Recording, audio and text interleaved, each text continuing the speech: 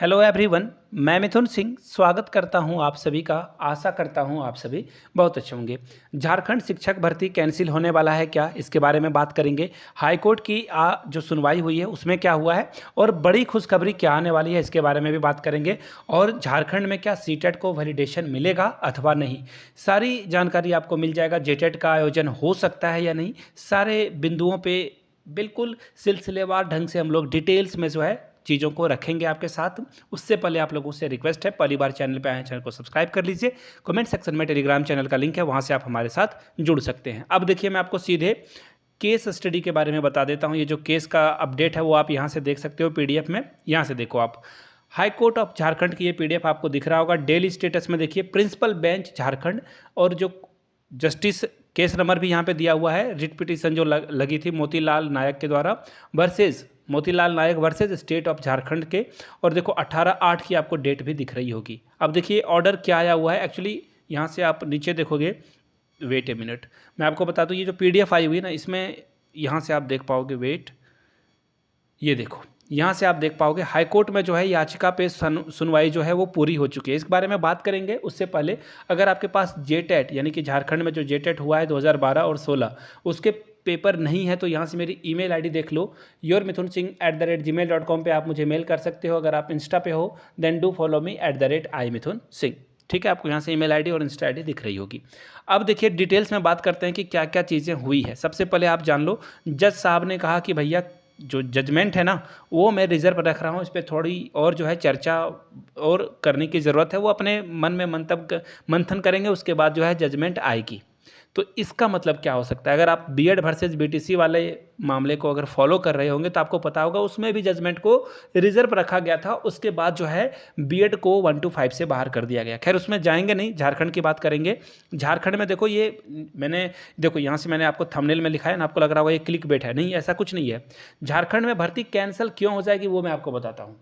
अगर बीएड को देखिए यहाँ पे 1 to 5 में शामिल कर लिया गया है, और ये हाईकोर्ट के सुनवाई के बाद वाला नोटिफिकेशन है जिसमें 16 अगस्त से जो है फॉर्म को भरने की शुरुआत की गई है। तो ऐसे में बीएड को 1 to 5 नहीं रखना चाहिए, ऐसा हाई जो सुप्रीम कोर्ट है उसके द्वारा कही गई बातें हैं। मैं अपने मन से कुछ नहीं कर रहा हूँ, मैं फैक्ट रख रहा हूँ। मैं खुद से बीएड किया हुआ स्टूडेंट हूँ, पहली बात। दूसरी बात, हाईकोर्ट की सुनवाई में अब देखो क्या क्या दो बातें आती। या तो देखिए हेमंत सोरेन को किसी भी तरह से सीटेट को वैलिडिटी देनी ही होगी, लेकिन मैं फिर से कह रहा हूँ, मैं बार बार इस बात को दोहराता रहा हूँ, आज से पहले भी जितने भी वीडियो हैं उठाकर देख लीजिए। मैं चाहता हूँ कि झारखंड में ना जेटेट का आयोजन होना की आवश्यकता है। ऐसा क्यों होगा, ताकि सरकार और यहाँ के जो कैंडिडेट हैं वो भी नहीं बोल पाएँ कि भैया जनजाति भाषा या जो रीजनल लैंग्वेज है ना उसकी परीक्षा ले ली जाए।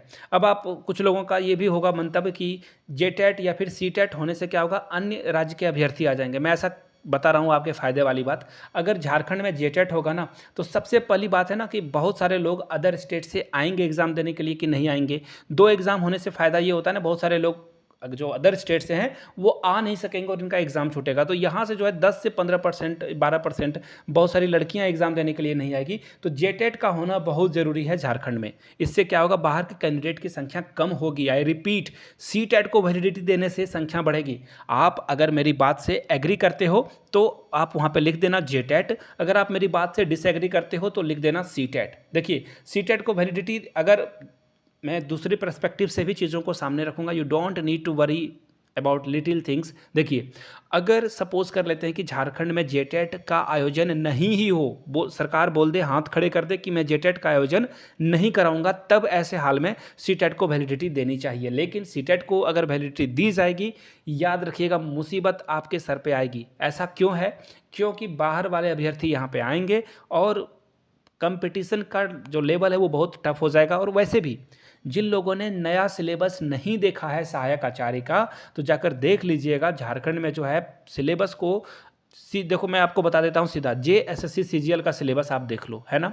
जेएसएससी सीजीएल का सिलेबस देख लीजिए, प्लस केबीएस का सिलेबस आप देख लीजिए, कंप्यूटर भी इसमें है, प्लस लैंग्वेज जोड़ दो, तब जाकर आप, एक्चुअली क्या है ना, इससे अच्छा आप यूपीएससी कर लो, आईएएस बन जाओ। लेकिन झारखंड में टीचर बनना इतना डिफिकल्ट होने वाला है। देखिए ये फैक्ट है। अब आप बोलोगे मेहनत करने से कौन पीछे भाग रहा है, मैं कह रहा हूँ कोई नहीं भाग रहा।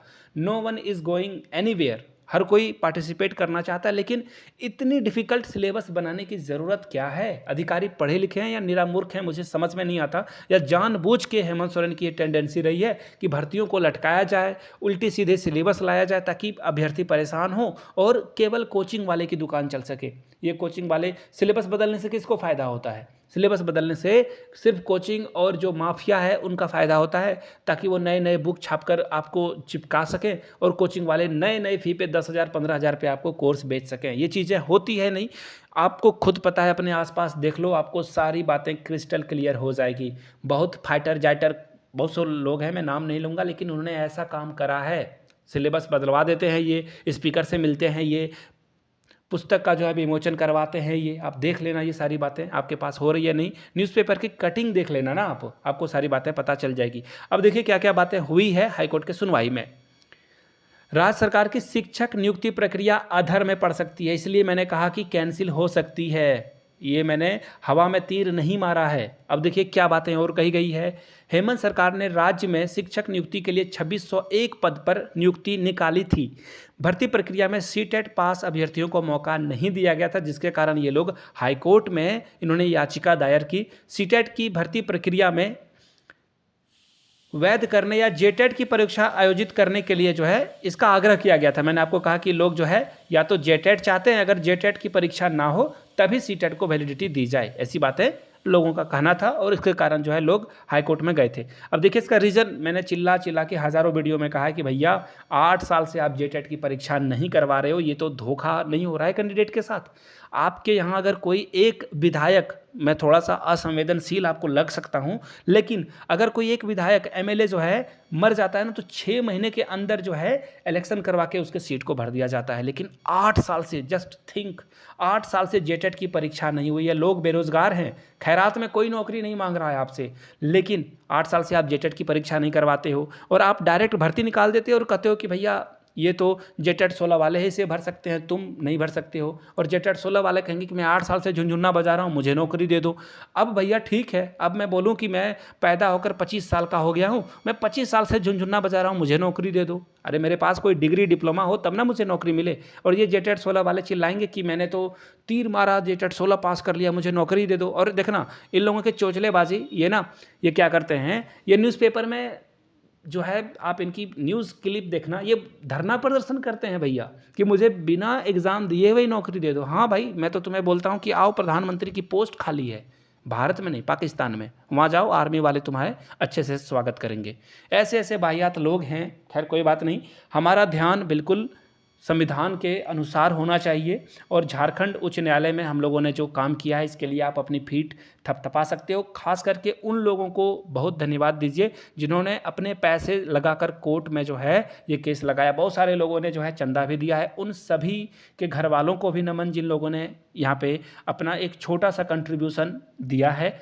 और उस कंट्रीब्यूशन से आप हम सभी फ़ायदे में रहेंगे। एक्चुअली अगर ये जजमेंट आती है तो सभी को फ़ायदा होगा, ऐसा कहा गया है। खैर जो भी बातें हुई है अच्छी हुई है और याचिकाकर्ता के अधिवक्ता की ओर से विरोध जताया गया है और ये रिजर्व रखा गया है, फैसला सुरक्षित रख लिया गया है। जल्द ही जो है फैसला मिले और बाबा बैद्यनाथ से कृपा की उम्मीद हम लोग रख सकते हैं। भगवान से आप अल्लाह में मानते हो, नमाज़ पढ़कर या किसी भी दुआ में कबूल करवाइए कि भैया झारखंड में एक बार जेटेट की परीक्षा हो जाए या सीटेट की परीक्षा को वैलिडिटी यहाँ पे मिल जाए नियुक्ति में।